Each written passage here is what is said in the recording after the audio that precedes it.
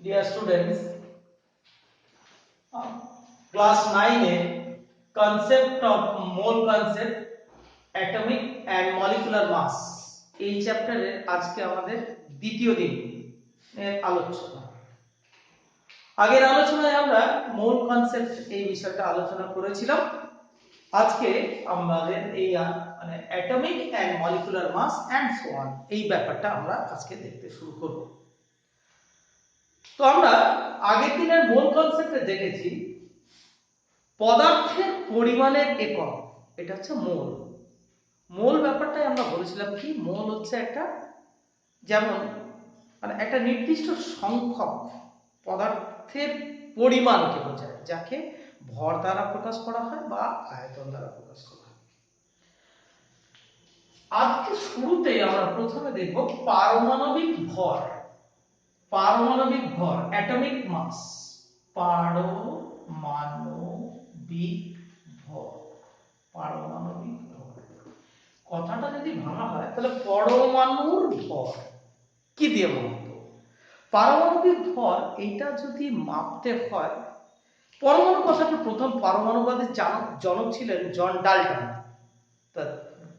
পরমাণু সম্পর্কে তিনি কি বলেছিলেন যে মৌলিক পদার্থ অসংখ্য অতি ক্ষুদ্র নিরেট অবিভাজ্য গোলকাকার কণা নিয়ে তৈরি, তাই তো?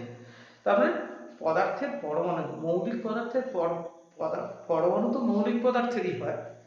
মৌলিক পদার্থের পরমাণুগুলো বলা হয়েছিল নিরেট, সলিড, স্ফেরিক্যাল, আনব্রেকেবল, তাই তো?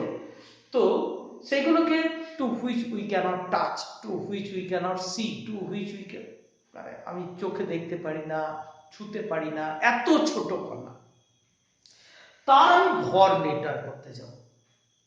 তাহলে কোনো কিছুর যদি ভর নির্ণয়, মাস ডিটারমিনেশন করতে যদি যাওয়া যায়, তাহলে মাস ডিটারমিনেশন করতে গেলে আমাদের কি কি লাগবে? প্রথম, ভর মাপার একটা যন্ত্র।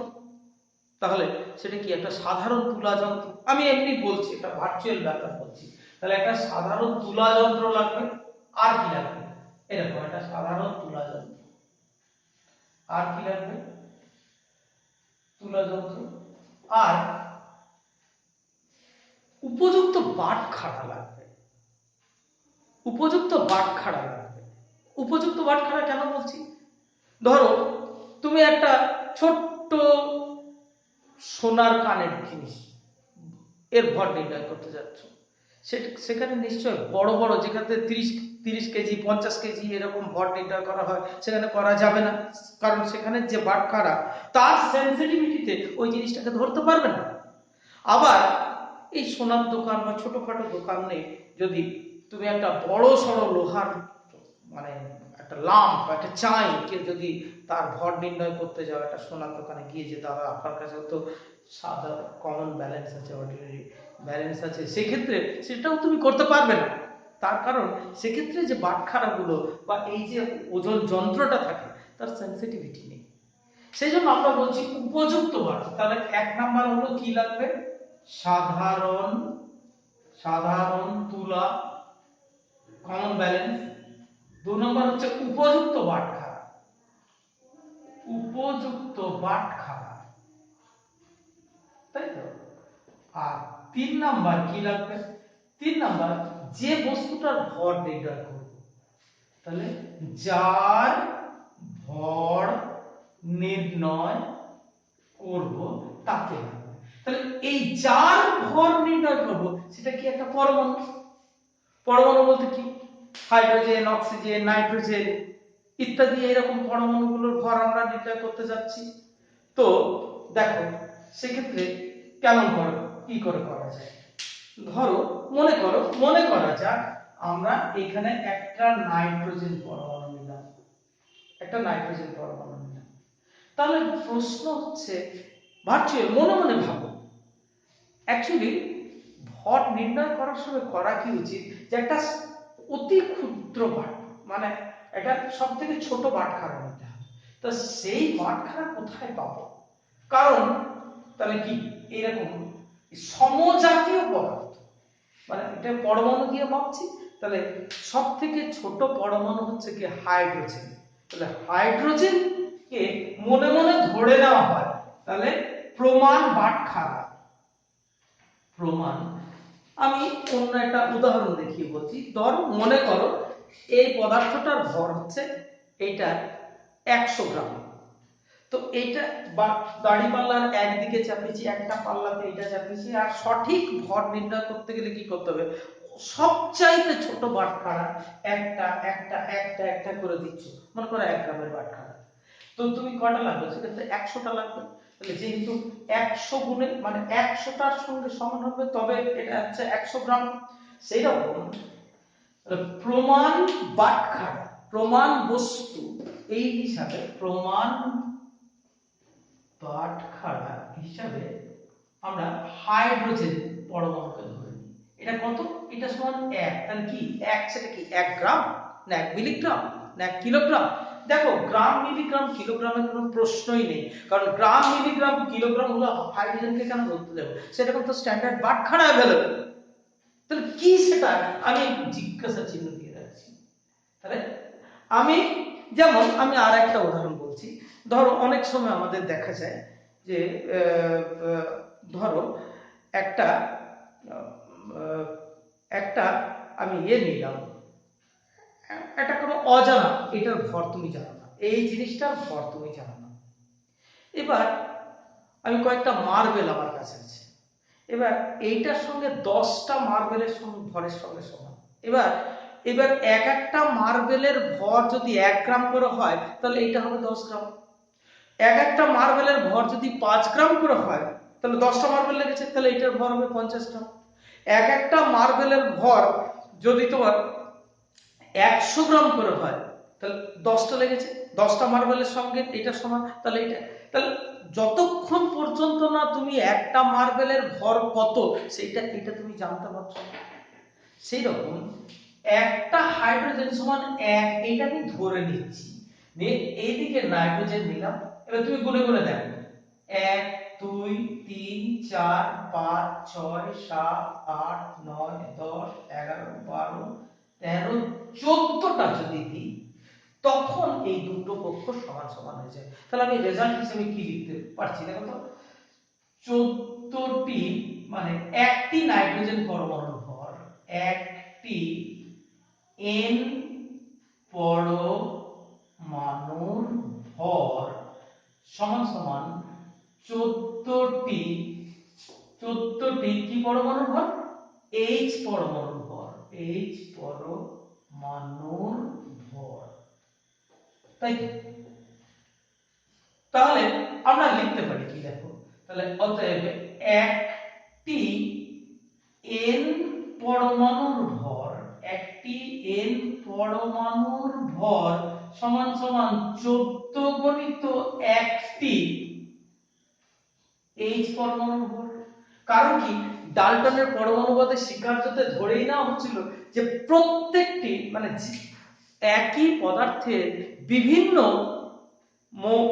পদার্থের বিভিন্ন পরমাণুগুলির ভর ও ধর্ম একই। তাহলে যতগুলো হাইড্রোজেন, 14টা হাইড্রোজেন পরমাণু, 14টা হাইড্রোজেন পরমাণু প্রত্যেকের ভর এবং ধর্ম একই রকম। তাহলে 14টি হাইড্রোজেন পরমাণুর ভর বলা যায় 1 গণিত মানে 14 ইনটু একটি হাইড্রোজেন পরমাণুর ভর বলা সেই একই হবে। এবার এই অংশটা এখানে নামিয়ে দিচ্ছি, তাহলে কি লিখবো, একটি নাইট্রোজেন পরমাণুর ভর ডিভাইডেড বাই একটি হাইড্রোজেন পরমাণুর ভর সমান সমান 14। এটা হচ্ছে একটা একক বিহীন রাশি। এই সংখ্যাটা কি বলা হচ্ছে, এর পারমাণবিক ভর। তার মানে ব্যাপারটা হচ্ছে কি, এইটার আমার মান জানার দরকার নেই আপাতত, এটা তো একটা তুলনামূলক রাশি। মানে আমি সোজামাটা কথায় বলতে গেলে বলতে হবে যে একটা নাইট্রোজেন পরমাণুর ভর একটা হাইড্রোজেন পরমাণুর 14 গুণ। মানে দাড়িপাল্লার একদিকে একটা নাইট্রোজেন পরমাণুকে রাখলে আর অন্যদিকে 14টা হাইড্রোজেন পরমাণু দিলে তবে ব্যাপারটা সমান সমান হবে। ঠিক আছে? তাহলে আমি এই লাইনটাকে বলছি, এইটা কি বলা হচ্ছে, পারমাণবিক ভর বা আপেক্ষিক পারমাণবিক ভর। কেন আপেক্ষিক, কার রেসপেক্টে মাপ করা, একজনের রেসপেক্টে মাপ করা হচ্ছে, হাইড্রোজেন পরমাণুর রেসপেক্টে মাপ করা হচ্ছে, সেই জন্য রিলেটিভ অ্যাটমিক মাস বলা হয় এটাকে, RAM। ব্যাপারটা এখানে নাইট্রোজেন পরমাণু না নিয়ে যদি আমি অক্সিজেনের একটা পরমাণু নিতে হবে, দেখো ও নিতাম, তাহলে কিন্তু আর 14টা নয়, সেক্ষেত্রে আরো বেশি লাগতো, 14টার জায়গায় এক্ষেত্রে 16টা লাগতো। তাহলে আমি চেঞ্জ করছি, তাহলে একটি ও পরমাণুর ভর সমান সমান 16টি H পরমাণুর ভর। তাহলে অতএব একটি ও পরমাণুর ভর সমান 16 ইনটু 16 ইনটু এটা। তাহলে অতএব একটি ও পরমাণুর ভর বা এটা সমান সমান 16। তাহলে অক্সিজেন দিয়ে বলবো, ধরো এটাকে অক্সিজেন না রেখে এটা যদি কার্বন পরমাণু রাখতাম, তাহলে এক সেক্ষেত্রে লাগতো আমাদের কম লাগতো, এক্ষেত্রে 12টা লাগতো। হাইড্রোজেন পরমাণু লাগতো কটা? 1 2 3 4 5 6 7 8 10 11 12টা যে দিলাম তো, তাহলে কি লিখবো? একটি সি পরমাণুর ভর সমান সমান 12টি H পরমাণু। তাহলে একটি সি পরমাণুর ভর সমান সমান 12 ইনটু একটি, অতএব একটি সি পরমাণুর ভর হয় এইটা সমান সমান 12। তাহলে দেখো আমরা কি দেখলাম, কার্বন পরমাণুর ক্ষেত্রে ব্যাপারটা হলো 12, নাইট্রোজেন পরমাণুর ক্ষেত্রে ব্যাপারটা হলো 14, অক্সিজেন পরমাণুর ক্ষেত্রে ব্যাপারটা হলো 16। তুমি যদি সোডিয়াম পরমাণুর ক্ষেত্রে দেখো তবে ব্যাপারটা আসবে 23 ইত্যাদি এইরকম। তাহলে অক্সিজেন হাইড্রোজেনের রেসপেক্টে এইগুলোকে বেলা হয়, ঠিক আছে? এই এই সংখ্যাটা নিয়ে তাহলে আমি জেনারেলাইজ, তাহলে আমি এইটাকে যদি বলি, এইটাকে বলি একটি কার্বন পরমাণুর ভর মানে একটি কার্বন পরমাণুর ভর এবং একটি হাইড্রোজেন পরমাণুর ভরের অনুপাতকে বলা হয় কার্বনের আপেক্ষিক পারমাণবিক ভর। একটি নাইট্রোজেন পরমাণুর ভর ডিভাইডেড এবং একটি হাইড্রোজেন পরমাণুর ভরের অনুপাতকে বলা হচ্ছে নাইট্রোজেনের আপেক্ষিক পারমাণবিক ভর। একটি অক্সিজেন পরমাণুর ভর এবং একটি হাইড্রোজেন পরমাণুর ভর এর অনুপাত। তাহলে আমরা কি বলবো, কোন মৌলের একটি পরমাণুর ভর এক এবং একটি হাইড্রোজেন পরমাণুর ভরের যে অনুপাত, সেটা কি বলা হচ্ছে ওই মৌলের আপেক্ষিক পারমাণবিক ভর। তাহলে আমি এখানে লিখছি, তাহলে সংজ্ঞাটা হলো কি, সংজ্ঞাটা হয়ে গেল কোন আপেক্ষিক পারমাণবিক, এটাই প্রকৃত কথা এখনকার দিনে, আপেক্ষিক আপেক্ষিক পারমাণবিক ভর, পারমাণবিক ভর, relative atomic mass, RAM, RAM। তাহলে কোন মৌলের একটি পরমাণুর ভর এবং একটি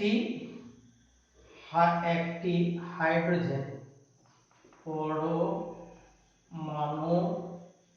ভর এর অনুপাত এটাই বলা হচ্ছে আপেক্ষিক পারমাণবিক। যেহেতু এটা একটা অনুপাত, তাহলে এটি হচ্ছে একটা একক বিহীন রাশি, ঠিক আছে? তাহলে এইভাবে হাইড্রোজেনকে প্রমাণ ধরে, হাইড্রোজেনকে কিন্তু আমি এক ধরে নিয়েছি, এখন সেটা আমরা আছে ভ্রান্ত, মানে পরিষ্কার নয় আমরা কেন ধরেছি, কি ধরেছি না ধরেছি সেটা আমি বলছি। কেন ধরেছি, কারণ হাইড্রোজেন সবচাইতে যে এখনকার দিনে যে 118টি মৌল আবিষ্কৃত হয়েছে, সব থেকে হালকা মৌল হাইড্রোজেন, সেই জন্যই হাইড্রোজেনের পরমাণুকে প্রমাণ হিসাবে এক ধরে নেওয়া হয়েছে। যাই হোক, এইভাবে হাইড্রোজেনকে প্রমাণ ধরে মানে তার রেসপেক্টে সব মৌলগুলোর ভর নির্ণয় করে নেওয়া হয়। দেখো এই তো আমি অনেক গল্প করে বলে দিলাম এইসব কথা, কিন্তু বাস্তবে কি এটাই সম্ভব? যদি তুমি কি ভাবছো এটা একটা পাথরের টুকরোর মতো, যে এরকম করে দেবো আর এরকম হাইড্রোজেন যেন আমার কাছে একটা কৌটোর মধ্যে মার্বেলের মতো ভর আছে আমি দেবো, আসলে কিন্তু সেসব নয়। এটা করতে গেলে এটা অনেক বড় সড় ল্যাবরেটরির দরকার, এবং যেখানে সম্পূর্ণভাবে বায়ু নিরুদ্ধ হবে, বায়ু কোনো ধুলো থাকবে না, কোনো বায়ু মানে বাইরে থেকে কোনো চাপ থাকবে না ইত্যাদি, এরকম ব্যাপার। তো তোমাদেরকে আসল ব্যাপারটা আমি একটু বলি। ধরো যেমন আমরা N2 প্লাস 3H2 থেকে 2NH3, এখানে একটা যথেষ্ট বেশি পরিমাণ নাইট্রোজেন এবং অনেকটা পরিমাণ মানে একটা নির্দিষ্ট পরিমাণ যাকে ওজন করা যায়, কিছু পরিমাণ নাইট্রোজেন গ্যাসের সঙ্গে কিছু পরিমাণ হাইড্রোজেন গ্যাস বিক্রিয়া করে কিছু পরিমাণ হয়। এবার সেইখান থেকে ক্যালকুলেট করতে হয়েছিল যে এক্ষেত্রে কতগুলো নাইট্রোজেন পরমাণু আছে, এই যতটা পরিমাণ বিক্রিয়া করানো হয়েছে, এবং ঠিক একইভাবে কতগুলো পরিমাণ হাইড্রোজেন পরমাণু আছে সেটা দেখা হয়েছিল। তাহলে এতগুলোর সঙ্গে মানে এতগুলো নাইট্রোজেনের সঙ্গে এতগুলো যুক্ত হয়, ঠিক আছে, মানে এতগুলো হাইড্রোজেন পরমাণু, ধরো সাপোজ এইটা হচ্ছে x সংখ্যক আর এইটা হলো y সংখ্যক, তাহলে x সংখ্যক হাইড্রোজেন পরমাণু যুক্ত হয়েছে এর সঙ্গে y সংখ্যক নাইট্রোজেনের সঙ্গে, তাহলে একের সঙ্গে এইভাবে একটা দীর্ঘ ক্যালকুলেশনের সাহায্যে মোটামুটি এটা নির্ণয় করা যায়। সুতরাং কি শর্তটা কি, যদি হাইড্রোজেনের সাপেক্ষে কোন মৌলের পারমাণবিক ভর নির্ণয় করতে হয় তাহলে প্রথম কন্ডিশন হচ্ছে ওই মৌলটার সঙ্গে হাইড্রোজেনের রাসায়নিকভাবে সংযোগ হতে হবে। কিন্তু অনেক মৌল যেমন সংযোগ হয়, যেমন ধরো হাইড্রোজেনের হয়, নাইট্রোজেনের হয়, অক্সিজেনের হয়, মানে হাইড্রোজেনের সঙ্গে নাইট্রোজেনের হচ্ছে নাইট্রোজেনের কার্বনের সঙ্গে হচ্ছে CH4, নাইট্রোজেনের সঙ্গে অ্যামোনিয়া, হাইড্রোজেনের সঙ্গে জল, সোডিয়ামের সঙ্গে সোডিয়াম হাইড্রাইড, ক্যালসিয়াম পটাশিয়াম ইত্যাদি এদের সঙ্গে হয়, কিন্তু আবার অনেকের সঙ্গে হয় না। যেমন অনেকের সঙ্গে ধরো ম্যাঙ্গানিজ Mn এর সঙ্গে সেইভাবে বিক্রিয়া করে না, অনেক মৌলের সঙ্গে। তাহলে যাদের সঙ্গে হাইড্রোজেনের বিক্রিয়া করে না তাদের পারমাণবিক ভর কি করে নির্ণয় করব? তখন আমাদেরকে অন্য কথা চিন্তা করতে হবে। তখন খোঁজ করলো, ঠিক আছে হাইড্রোজেনের সঙ্গে যারা বিক্রিয়া করে না তাহলে অন্য কার সঙ্গে বিক্রিয়া করে, তখন খুঁজে দেখা গেল অক্সিজেন হচ্ছে এমন একটি মৌল যার সঙ্গে অনেকেরই বিক্রিয়া হয়। তাহলে দেখো তোমাদের বাড়িতে বা আমাদের বাড়িতে সব অনেক সময় দেখা যায় যে এই যারা পেপার কিনতে আসে, নিউজ পেপার, দেখো তাদের কাছে একটাই বাটখারা থাকে 500 গ্রাম, কখনো তাদের, আমি তো দেখি না কখনো তাদের কাছে দ্বিতীয় কোনো বাটখারা আছে। তো তাদের, অথচ তোমার কাছে 20 কেজি পেপার হয়তো তুমি বিক্রি করবে 20-25 কেজি, অনেকটা সারা 2 মাসের 3 মাসের পেপার জমে গেছে। ওনারা করেন কি, একটা দাড়ি পাল্লার মধ্যে একদিকে 500 গ্রাম বাটখারাটা রেখে একতারা কাগজ নিয়ে নিলেন, নিয়ে ওই 500 গ্রামের সঙ্গে এইটা মানে কাগজটা ইটসেলফ অ্যাক্টস অ্যাজ এ বাটখারা, নিয়ে সেই 500 গ্রাম ওজন মানে 500 গ্রামের একটা বাটখারা আর এক গোছা কাগজ যার ভর হচ্ছে 500 গ্রাম, ওই দুটোকে তখন এই পাল্লাতে রাখলো, তার মানে 1 কিলোগ্রাম বানিয়ে নিল। এবার সেইভাবে ওজন করে। তার মানে আমার কথা কি যে এক্ষেত্রে ওই এক গোছা কাগজটা এটা 500 গ্রামের বাটখারা হিসেবে কাজে লাগবে। ঠিক সেই কনসেপ্টকে আমরা ইম্পোর্ট করব। দেখো মানে হাইড্রোজেনের সাপেক্ষে আমরা কয়েকটা মৌলের, বিশেষত অক্সিজেনের পারমাণবিক ভর কিন্তু সঠিকভাবে নির্ণয় করতে পারি, তাই তো? তাহলে দেখো এইদিকে আমরা সোজাসুজি কথা কি রেখেছিলাম, মানে আমরা দেখেছিলাম কি একটি অক্সিজেন পরমাণুর ভর সমান 16টি অক্সিজেন পরমাণুর ভর, তাই তো? 16টি অক্সিজেন পরমাণুর ভর। দেখো বাবা, দেখো এখন এইটা ধরো তুমি এরকম একটা ব্যাপার, এটা টোটাল ভর, এটাকে তুমি যদি সমান 16টা ভাগে ভাগ করো, তাই তো? 4 হলো, 1 2 3 4 5 8 হলো, 8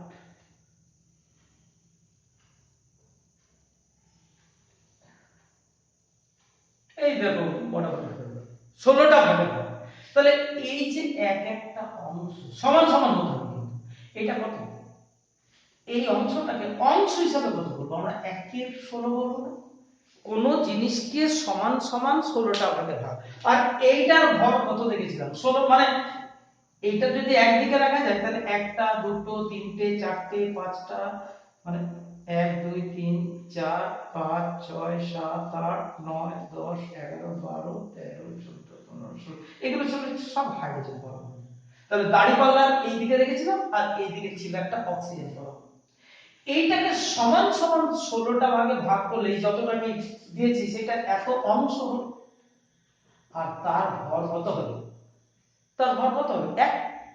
এটা 1 এর 16 অংশের মানে এইটুকু অংশের মানে এটা 1 এটা 1 এটা তো সমান সমান 16টা টুকরো আছে।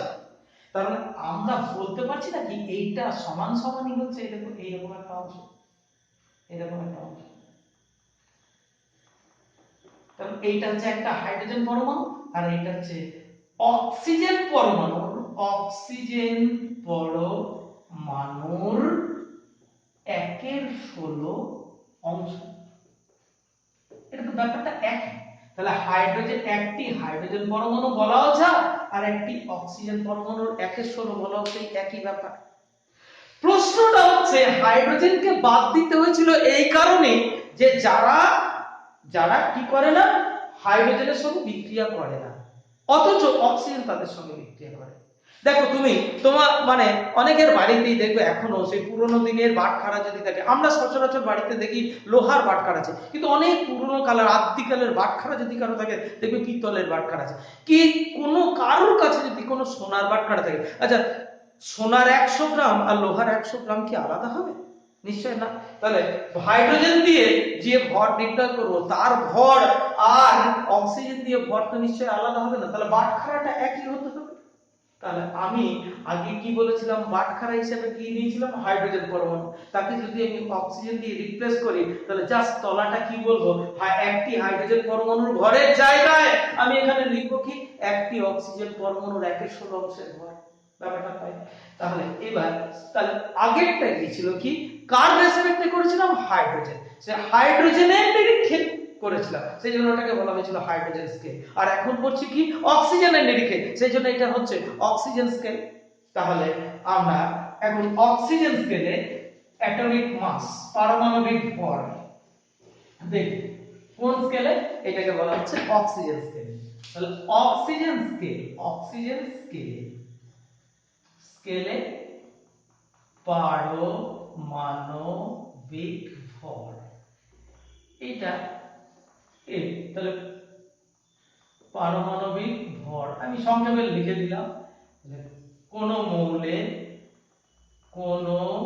মৌলের একটি পরমাণুর ভর, একটি পরমাণুর ভর বাই একটি, বলো কি দেখলাম, অক্সিজেন পরমাণুর 1 এর 16 অংশের ভর, 1 এর 16 অংশের ভর। তাহলে এটাও একটা একক বিহীন, মানে এরও যা এককে হবে, মানে এটা যদি গ্রামে হয় তাহলে এটাও গ্রামে বেরোবে, এটা যদি মিলিগ্রামে বেরোয় তাহলে মিলিগ্রামে বেরোবে। সুতরাং এটা একটা অনুপাত। এগেন তাহলে আমি আগেও যে কথা বলেছি এখনো তাই বলছি যে পারমাণবিক ভর বা আপেক্ষিক পারমাণবিক ভর হচ্ছে একটি একক বিহীন রাশি। শুধু ওইটাকে আমরা কার রেসপেক্টে দেখলাম? হাইড্রোজেনের রেসপেক্টে, সেজন্য বলেছিলাম হাইড্রোজেন স্কেল। সেক্ষেত্রে আমাদের কিছু অসুবিধা দেখা গিয়েছিল বলে এখন অক্সিজেন স্কেলে দেখলাম। এই হলো তো অক্সিজেন দিয়েও যেগুলো হাইড্রোজেন পারলো না সেগুলো দিয়ে অক্সিজেনকে দিয়ে করলো। কিন্তু বিজ্ঞানের অগ্রগতির সঙ্গে সঙ্গে দেখা গেল কি আইসোটোপ আবিষ্কার হলো। তখন দেখা গেল যে অক্সিজেনের 3 রকমের আইসোটোপ আছে, O816, O817, O818। যদিও এইটার পরিমাণ অনেক বেশি, তা সত্ত্বেও এইগুলো কিন্তু প্রকৃতিতে আছে। তাহলে দেখো, তাহলে একটা ন্যাচারালি প্রশ্ন আছে, এইটার ভর তো এই মানে এই আইসোটোপটাকে যদি নিই তাহলে একদিকে যদি নিই তাহলে 16টা হাইড্রোজেন পরমাণুর সঙ্গে সমান হবে। এইটাকে যদি নিই তাহলে 17টা হাইড্রোজেন পরমাণু লাগবে। এইটাকে যদি নিই, এই আইসোটোপটাকে যদি নিই তাহলে 18টা হাইড্রোজেন পরমাণু লাগবে। তাহলে এইটাকে যদি আমি 16 ভাগে ভাগ করি, সমান সমান 16 ভাগে ভাগ করি, তাহলে এক একটা অংশের ভর তো একের চাইতে বেড়ে যাবে। তাহলে এটা তো হাইড্রোজেন পরমাণুর সঙ্গে সমান হবে না। বা এটা তো আরোই হবে না। এইরকম যখন সমস্যা দেখা দিল, তখন বিজ্ঞানীরা বললো যে তাহলে অক্সিজেনকে আমাদের বাদ দিতে হবে। বড় ক্লাস হলে আবার এই ক্ষেত্রে ভৌত পারমাণবিক ভর আর রাসায়নিক পারমাণবিক ভর বলা আছে, যাকে আমি ক্লাস 9 এর জন্য এই জন্য অক্সিজেনকেও, যে কারণে হাইড্রোজেনকে দেখেছিলাম কি অনেকের সঙ্গে বিক্রিয়া করে না, তাদের পারমাণবিক ভর হাইড্রোজেন দ্বারা নির্ণয় করা যাচ্ছিল না, অক্সিজেনের ক্ষেত্রে সেই অসুবিধা অনেকাংশে দূরীভূত হলেও অক্সিজেনের যখন আইসোটোপ বেরিয়ে গেল তখন কিন্তু অক্সিজেনকেও বাদ দিতে হলো। তখন IUPAC, international union of pure and applied chemistry, তারা একটা জিনিসকে, তাদের আইসোটোপ থাকতে পারে, সেক্ষেত্রে প্রমাণ বস্তু হিসেবে কার্বনকে ধরা হলো। তাহলে এবার কার্বন স্কেলে এবার প্রমাণ বস্তু হিসেবে কার্বন স্কেল দেখো, কার্বন স্কেল। সেক্ষেত্রে প্রমাণ বস্তু হিসেবে, যদিও কার্বনের 3টা আইসোটোপ আছে, মানে C612 C614, প্রকৃতিতে এই দুটো থাকে, এইটার পরিমাণ খুব বেশি থাকে, এটাও থাকে। আর এখনকার দিনে আর্টিফিশিয়াল রেডিও অ্যাক্টিভিটিতে, কৃত্রিম তেজস্ক্রিয়তা দ্বারা অন্যান্য আরো আইসোটোপ, প্রকৃতিতে অন্তত এই দুটোকে পাওয়া যায়।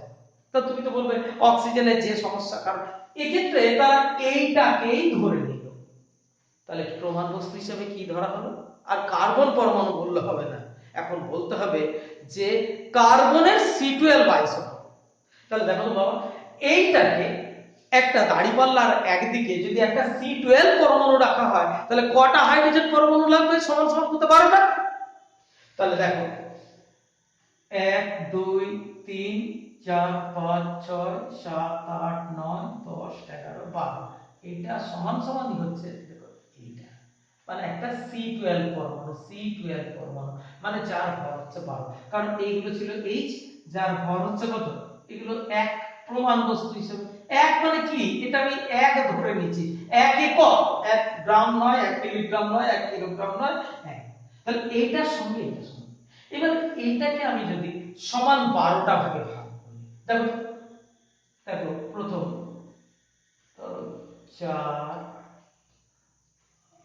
8, এবার আর ওই হলো আর কি 9 10 11, যদিও এটা সমান সমান ভাগ হলো না, তুমি ধরে নাও 12টা ভাগে ভাগ করলাম, ইকুয়াল 12টা পার্ট। তাহলে এই যে একটা পার্ট, এইটা কত হলো?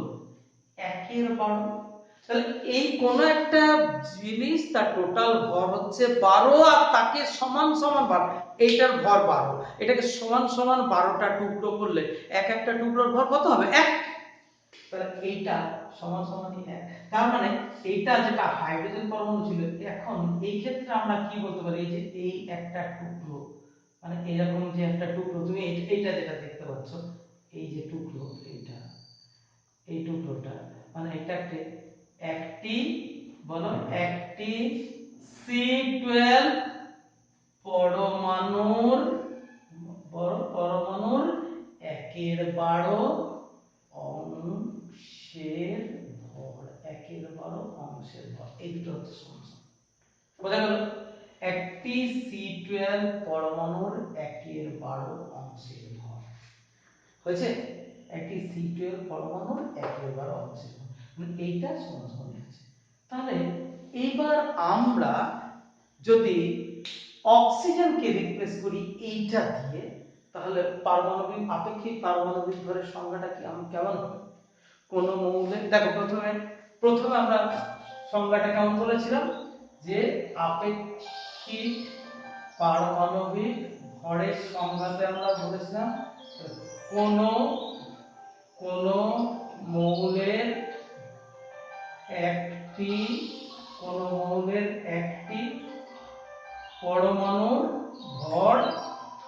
পরমাণুর ভর, হয় একটি C12 পরমাণুর 1/12 অংশের ভর। এই যে অনুপাত, এইটাকেই বলা হচ্ছে,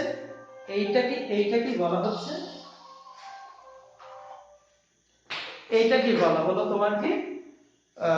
আপেক্ষিক পারমাণবিক ভর। ঠিক আছে, তাহলে এটা হলো একটা এককবিহীন রাশি, এইটার দ্বারা বেশ কিছু মৌলের পারমাণবিক ভর নির্ণয় করা হচ্ছে। আজকে সময়ের জন্য এখানেই আমাকে ক্লাস শেষ করতে হচ্ছে, আবার খুব শীঘ্রই আমি পরের ভিডিওতে